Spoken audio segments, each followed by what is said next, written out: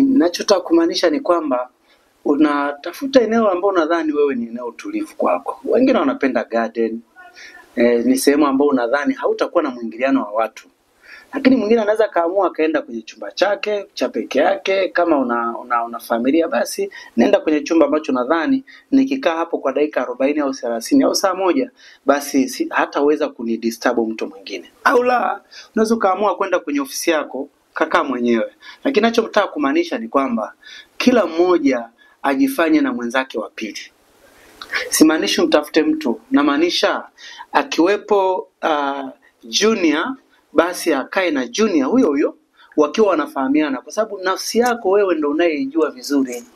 Hayupo anayejua nafsi yake. Ni kwa sababu tu tuna bahati mbaya moja, huwa hatuwezi kujielezea ubaya. Tunatakiwa tujielezee pia mazuri tulionayo, tujielezee na ubaya tulionao. Kuna faida kubwa sana kwa kufanya hivyo. Kwa hivyo utakapopata nafasi ya faragha ya kiasi hicho,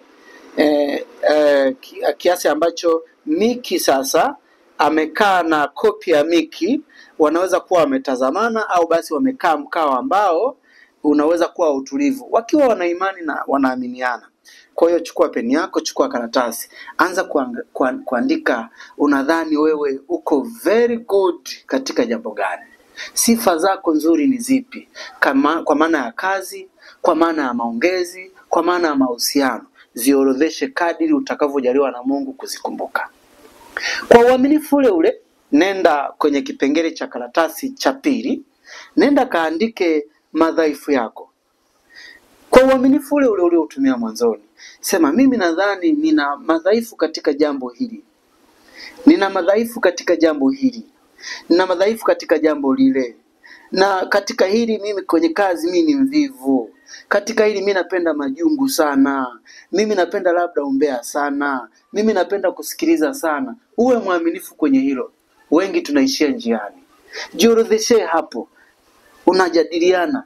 Sasa unaweza kaona ni rahisi pengine kwamba yule mwenzako Alexi copy yule aelezee basi mazuri yako. Alafu wewe Alex original elezea madhaifu yako. Alafu mwisho wa siku fanya tathmini sasa, kwamba kumbe haya ndio mazuri yangu na kumbe haya ndio mapungufu yangu. Na ikiwezekana katika kumalizia kikao chako, ikiwezekana, hebu ona kama kuna jambo unaweza kulirekebisha hapo, na kama kuna jambo unaweza kuliendeleza katika yale mazuri yako. Utakuwa umejishauri mwenyewe kabla ya mtu mwingine.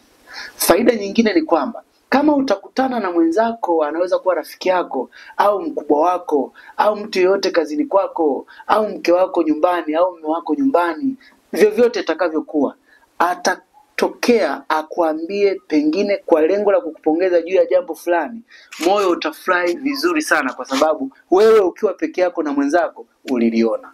Lakini pili, utafurahi vile vile kwamba hii kasoro anayoniambia sasa niirekebishe. Hata mimi tukiwa tumekaa na mwenzangu Michael tuliangalia tukaiona, na kama tuliona maana yake huyu anazungumza itakuwa sahihi sana na itanirahisishia mimi kwa haraka sana kwenda kufanya mabadiliko. Faida nyingine kubwa kuliko yote, itatupunguzia migogoro. Wakati fulani sisi tunaambiwa na wenzetu mara nyingi sana, bwana wewe uko 1 2 3, wewe una tatizo hili, wewe uko hivi 1 2 3, wewe bwana jamani mvivu, wewe unapenda si vitu fulani, hivi na hivi na hivi. Badala ya kuangalia ile content tunayopewa, badala ya kuangalia hili jambo unalorekebishwa nalo, unamchukulia yule jamaa kama ni mbaya wako.